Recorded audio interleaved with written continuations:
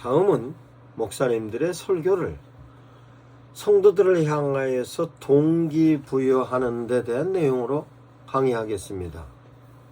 행동하는 원인으로 동기부여를 설명할 수 있는 것인데, 행동의 방향성을 정하는 요인과 행동을 정도를 정하는 요인입니다. 행동을 하는 경우는 어떠한 것이 작용하고 있는가를 생각할 수 있고, 그 행동의 정도가 어떠한지에 따라 그 크기의 차이를 생각할 수 있는 것입니다. 그러면 동기부여의 필요성은 어떤 일을 진행할 때 반드시 필요한 것으로, 어떤 것을 적용하는가가 성공과 실패를 좌우하는 것입니다. 교회에서는 성도들로 하여금 적절한 동기부여를 해야 성도들이 보람을 갖고 행동을 할 수 있게 되는 것이며, 지속적으로 행동을 할 수 있게 되는 것입니다. 그러면 동기부여는 어떤 동기로 내용이 있는가? 즉 동기부여의 종류는 어떤 것이 있는가? 첫 번째는 접근 동기로의 내용입니다. 시행자가 행동을 실행할 때 내용의 진행이 긍정적이고 좋은 영향의 모습이 주어지는 경우에는 실행을 멈추지 않고 지속적으로 진행되는 것으로, 이 일의 결과를 보면 어떤 동기가 주어졌는가에 따라 차이가 많이 나는 것을 볼 수 있습니다. 그러면 접근 동기의 내용으로는 어려운 사람들, 불쌍한 사람들을 향하여 그들을 돕는 사람이 되어야지, 아버지의 불침병을 고치기 위해서 의사가 되어야지, 의사가 되어 열심히 공부하여서 많은 어려운 사람을 도와야지, 그와 같은 내용이 접근 동기입니다. 끊임없는 노력과 실행을 이어가게 되는 것으로, 특별히 성도들에게 확실한 양육과 전도를 할 수 있도록 설교하는 것은 대단히 중요한 것으로, 많은 목사님들이 성도들에게 접근 동기를 적용하게 하기 위하여 노력하는 것을 많이 볼 수 있습니다. 접근 동기를 하나님의 메시지로 제시할 때든, 아니면 성도들을 하여금 접근 동기의 내용을 제시를 할 때는 그에 따르는 조건이 있습니다. 접근 동기로 성도들을 향하여서 동기부여를 할 때는 그 접근 동기는 반드시 진실성을 담고 있어야 합니다.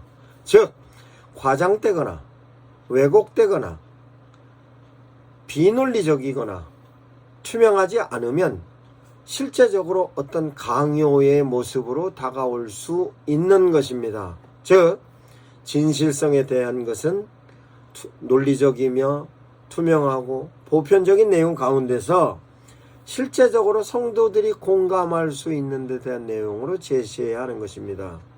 그 내용이 전도로다가 제시를 할 경우는 전도에 관련된 부분으로 나는 저렇게 할 수 있어 하는 부분의 내용으로, 뿐만 아니라 실제적으로 내가 실행할 수 있는 관련된 것으로의 근거를 찾지 않으면 과장된 모습으로 나타날 수도 있고 왜곡된 모습으로 나타날 수도 있으며 강요도 될 수 있는 것입니다. 그러면 접근 동기에 있어서 진실성에 관련된 내용을 설명을 할 때는 확실한 설교 대상자를 향하여 객관성 있는 근거가 있어야 하는 것입니다. 그 근거는 접근 동기를 제시를 할 때 성도들은 그 내용이 접해졌을 때 당신 스스로 그 내용을 판단해 봅니다. 판단했을 때 비합리적이고 비논리적이며 보편적이지 않으면 그 내용이 과장되게 들릴 수도 있고 왜곡되게 들릴 수도 있고 강요도 될 수 있는 것입니다. 그와 같은 데 대한 내용을 목사님들께서 이해하셔서 설교로 제시를 하여든 교회에서 프로그램으로 제시를 하여든 접근 동기에 관련된 것으로는 반드시 진실성을 가지고 적절하게 제시해야 하는 것입니다. 그러면 접근 동기로서의 방법은 교회에서 적용하는 프로그램으로, 예를 들어서 교회나 참여한 사람들의 접근 동기로서 설명할 수 있는 표본으로서의 어떤 사람을 교회의 강사로 초빙을 할 때는 그 강사가 강의하는 데 대한 내용이 과장되거나 왜곡되거나 뿐만 아니라 강요하는 데 대한 내용으로 비춰지지 않도록 목사님들께서는 강사를 세울 때 적절하게 판단을 하시고 세워야 하는 것입니다. 성도들은 강요의 내용이 오든 왜곡된 내용이 오든 뿐만 아니라 과장된 내용이 오든 겉으로 표시는 안 합니다만 당신들 스스로 판단해서 결정할 때는 동기가 전혀 부여되지 않는 상태에서 습관처럼 아멘으로 받아들이지만 움직이지는 않는 것입니다. 예를 들어서 전도의 경우로 설명을 해보자면 전도 강사가 와서 1년에 수백 명을 한다든가 아니면 평생에 나는 몇천 명을 전도했다든가 아니면 나는 짧은 시간 3분 안에 전도를 할 수 있다. 이와 같은 데 대한 내용을 제시를 하면 성도들은 아멘으로 받아들이고 그렇게 됐다는 부러운 생각은 가질지는 모르나 내면적인 부분에 있어서는 나는 저렇게는 못해 라고 판단하여 결정져서 행동하지 않게 되는 것입니다. 이와 같은 데 대한 내용을 실제적으로 목사님들께서도 설교로서 동기부여를 제시를 할 때는 적절한 부분으로 정리를 하셔야 할 것입니다. 다음은 회피 동기입니다. 회피 동기는 피하고 싶은 동기입니다. 즉 시행자가 행동을 실행하는 데 대한 내용이 진행이 부적절하고 좋지 않은 영향의 모습이 주어지는 경우로 실행을 멈추지 않으면 나쁜 결과가 나타난다는 것으로서의 동기인 것입니다. 이 같은 동기는 회피 동기로 주어졌을 경우에 실제적으로 차이가 많이 나는 것입니다. 하면 안 된다, 하면 안 된다 하는 데 대한 내용이 접근 동기와 회피 동기도 성경에 많은 사람들이 표본으로 볼 수 있습니다.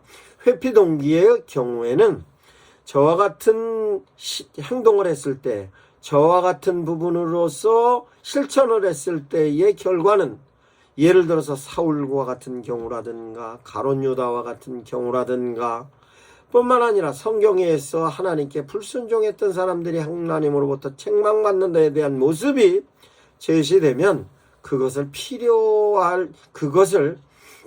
회피하고자 하는 생각이 생기는 것으로의 동기입니다.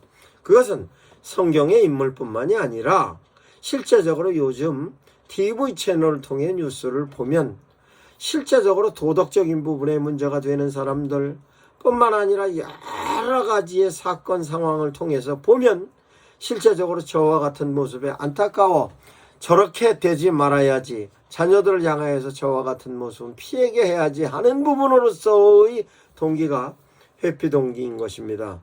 그러면 접근 동기도 성경에 있어서나 매스컴에서 훌륭한 사람을 표본으로 봤을 때는 나도 저렇게 해야지 하는 부분에 접근 동기로도 정리할 수 있는 것입니다. 그러면 실제적으로 회피 동기의 조건으로는 적용함에 있어서 사회적인 사건으로서 도덕성이 용납하지 못하는 여러 가지 사건 뿐만 아니라 TV뿐만 아니라 성경에 있어서도 아니면 실제적으로 역사적인 인물 가운데서도 저와 같은 사람을 통하여서 사회에 악영향을 끼쳤다는 것을 표본으로 자료로서 이해하고 있는 사람을 향하여서 제시하면 그 부분이 회피 동기가 되는 것입니다. 그러면 회피 동기도 긍정적인 경우로도 볼 수 있습니다. 그 회피 동기의 긍정적인 부분에 있어서는 이스라엘 백성들이 히틀러로부터 탄압을 받았던 아우슈비츠 포로 수용소에 같은 경우는 교육의 프로그램으로 다시는 이런 일은 잊지 말아야지 하는 부분에 있어서의 회피 동기로 적용할 수 있는 것이며 이것 또한 우리나라의 일제 압제 시대 때의 문화적인 부분, 정치적인 부분, 탄압받았던 모든 내용이 바로 실제적으로 회피 동기의 표본으로 사용할 수 있는 프로그램이 될 수 있는 것입니다. 이와 같은 부분을 교회에서 적용을 하시면 실제적으로 접근 동기나 회피 동기로 성도들을 향하여서 행동을 하게 하는 데 있어서의 사유적인 부분으로 동기부여가 되는 것입니다. 다음은 달성동기입니다. 달성동기는 평가를 수반으로 하는 동기로서 현재의 상황을 달성했으면 더 높은 단계로 달성하고 싶은 욕구가 생깁니다. 이렇듯이 실제적으로 욕구에 의해서 욕구적인 관점을 자꾸 높여가는 것으로 이에 따라서 행동을 하게 하는 것으로의 욕구입니다. 즉 달성 동기에는 성공의 욕구와 실패의 공포로의 욕구 두 가지 욕구에 의해서 달성 동기가 해결이 되는 것인데, 달성 동기의 조건은 성공하려면 욕구와 실패에 대한 공포 두 가지에 대하여서 어떤 것이 효과적으로 안정적인 것인가로 의 측면뿐만 아니라 유동적인 주위 환경의 상황의 변화가 기대감이나 가치관도 중요하여서 실제적으로 외부적인 것과 내부적인 부분에 있어서 내 스스로가 그 부분을 정리를 하는 데 있어서 나는 성공해야지, 성공하는 데 있어서 현재 부분은 이와 같은 부분은 나는 했으니까 다음 단계로 올라갈 수 있어야지, 이것이 내면적인 부분에 있어서 성공으로서 기대에 관련된 욕구와 함께 혹시 이거를 해다 실패하면 어떻게 할까, 실패하면 어떻게 할까, 실패하기 위해서 더 노력해야지, 실패하기 위해서 더 확인해보고, 실패하기 위해서 더 효과적인 방법을 채택해야지 하는 부분에 있어서 외부에서 성공했던 사람들이 가지고 있었던 내용이 보고 이해가 되면 그 부분을 달성 동기의 요인으로 작용할 수 있는 것입니다. 즉 달성 동기의 방법은 행동에는 행동으로 발생하는 결과의 원인을 어떻게 생각하는지가 강하게 영향을 주는 방법입니다. 효과의 원인으로는 능력, 노력, 문제의 곤란성, 유연성 네 가지 요소로 생각하는 것인데, 실제로 달성 동기가 높은 사람은 내적 요인의 능력보다 노력에 원인이 귀속된다는 생각으로 실제적으로 경향성이 강한 달성 동기가 약한 의지를 갖고 있는 사람보다는 훨씬 더 효과가 나타나는 것입니다. 즉 나는 반드시 성공해야지, 반드시 성공에는 욕망이 강할수록 달성 동기로서의 효과는 높아지는 것입니다. 즉 그 욕구 부분이 강한 사람이 욕구가 약한 사람보다는 훨씬 성공할 확률이 높은 것입니다. 이에 대하여 달성 동기로 교회에서 적용할 때는 전도를 할 때 있어서 이런 경우입니다. 한 사람을 전도를 해서 성공했으면 두 번째 사람은 훨씬 쉽게 성공할 수 있습니다. 두 번째 사람까지 성공하면 세 번째 사람은 더 쉽습니다.